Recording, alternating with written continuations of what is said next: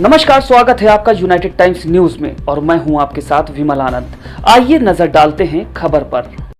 उपचुनाव पर बीजेपी के राष्ट्रीय अध्यक्ष जेपी नड्डा से मुलाकात पर निषाद पार्टी के अध्यक्ष और यूपी के मंत्री संजय निषाद कहते हैं, जैसे त्रेता युग में भगवान राम और राजा निषाद मिले और समाधान निकाला, वैसे ही मोदी जी और योगी जी ने राजा निषाद के वंशजों को गले लगा लिया है।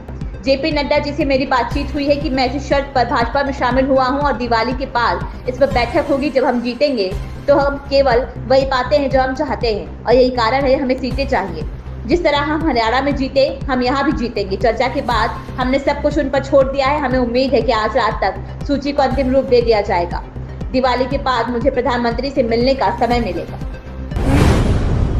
बड़े भाई हैं और त्रेता में जब भगवान राम और निषाद राज मिले थे तब भी सलूशन निकला था, और इस समय निषाद राज के वंशज को जिस तरीके से मोदी योगी ने गले लगाया, तो बंसल जी ने और नड्डा साहब से जो मुलाकातें हुई हैं उसमें हमने पूरे अपने समाज की जो बातें थी, जो उनके सामाजिक मुद्दे थे आरक्षण से संबंधित, मैंने उसे रख दिया। वो जब मैं भाजपा के साथ आया था तो शुरू में इसी शर्त पर आया था और उसको हल करने के लिए वो दीपावली के बाद उसमें बैठक होगी और वो तैयार हो गए हैं। दूसरा, हमारे कार्यकर्ताओं के समागम से था और जीत में बदलने के लिए सीट की जरूरत है, क्योंकि 2024 में जो था वो सीट न मिलने की वजह से जीत में हमको आंशिक असफलता मिली थी। आंशिक सफलता विपक्ष के लोग प्राप्त कर लिए थे, तो ऐसे में उन्होंने हमने सीट दे दी है और हमको लगता है कि शीर्ष नेतृत्व से बैठकर उस पर हल निकलेगा और बेहतर परिणाम आएगा। हम लोग जिस तरीके से हरियाणा जीते हैं उसी तरीके से हम लोग ये भी जीतेंगे और बड़े भाई हैं और बड़ी सोच है वो, अब बड़ा हम दिल है, काम करेंगे और अच्छा परिणाम आएगा। लेकिन आप लोग 2 सीटों की मांग कर रहे हैं, वहाँ कहा जा रहा है कि मझवा सीट शायद ऑफर किया गया है। अभी तक कब तक ये मैंने जो भी रात की बातचीत में हमने चूंकि उनके ऊपर छोड़ दिया, चूंकि बड़े लोग बड़ी सोच वाले हैं, बड़े लोग हैं और जो हमारा समाज है सबके सताया हुआ है, तो सत्ता के साथ रह के इनकी सामाजिक सुरक्षा, सम्मान और उनकी समृद्धि हिस्सेदारी दिलाना आवश्यक है।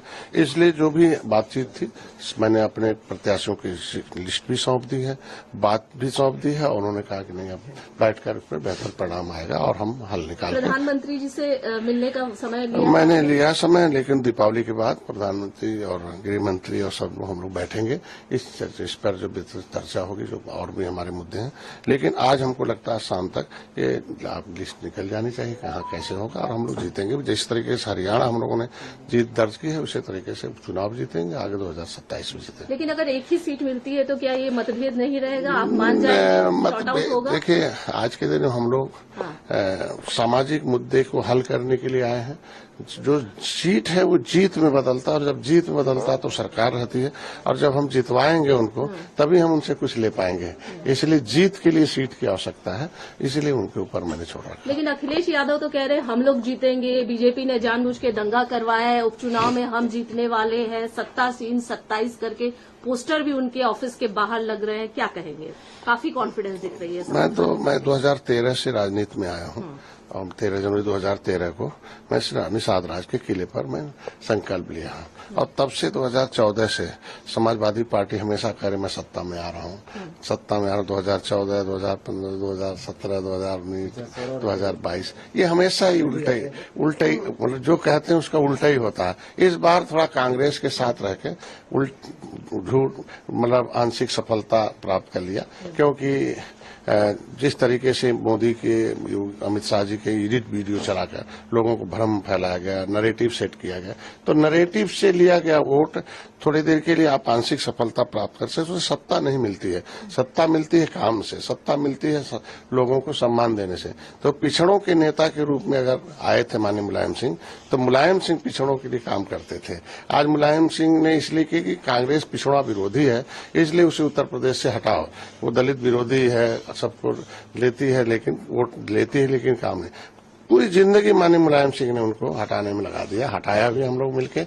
लेकिन अब जो है किस कांग्रेस का कितनी हरी भरी खेती समाजवादी पार्टी खिलाती है उसके ऊपर है और इस तरीके से विपक्ष के पास बयानबाजी के अलावा कुछ नहीं बचा। एक अंतिम सवाल, शिवपाल यादव कटहरी में जाकर कह रहे हैं कि चुनाव में अगर गड़बड़ी करने वाले जो अधिकारी हैं उनके नाम लिख लीजिए, सरकार आने पर हिसाब होगा। तो हिसाब किताब की बात वो कर रहे हैं। कैसे देखते हैं, क्या कहेंगे? अब इनके समय में ऐसा होता रहा होगा, गड़बड़ी करते रहे होंगे, तो जिसको जैसा आता है वो सपने में दिखते हैं।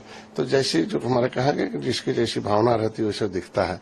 तो ये लोग अपने समय में प्रभावित करते रहे अधिकारियों से, और इसीलिए तो 30 साल तक हाथी लाओ साइकिल लाओ, हाथी आओ साइकिल हटाओ, साइकिल हटाओ हाथी लाओ।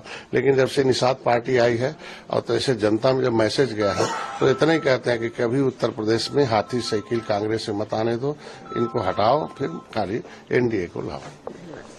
बने रहिए हमारे साथ, हमारे चैनल को लाइक करें, सब्सक्राइब करें, बेल आइकन दबाकर कमेंट बॉक्स में कमेंट करना ना भूलें। धन्यवाद। खबर में बस इतना ही। बने रहें यूनाइटेड टाइम्स न्यूज के साथ। नमस्कार।